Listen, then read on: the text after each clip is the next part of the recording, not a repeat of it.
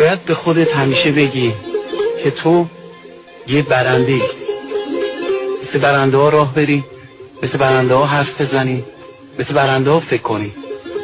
اما همیشه زمانی که فکر میکنی همه چی تموم شده، یه راه جدید جلوت باز میشه، راهی که میتونه همین زندگی تو تغییر بده. من آدم باخت نیستم دایی جان، تا نبرم از هیچ بازی بیرون نمیرم، منتظری بازی تو.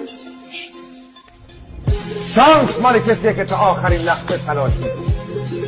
دو، پایان همه چیز. اگر پایان یک چیزی باید شد نگرانش نبود، چون پایانش. باید به خودت همیشه بگی که تو یه برنده‌ای، مثل برنده ها راه بری، مثل برنده ها حرف بزنی، مثل برنده ها فکر کنی.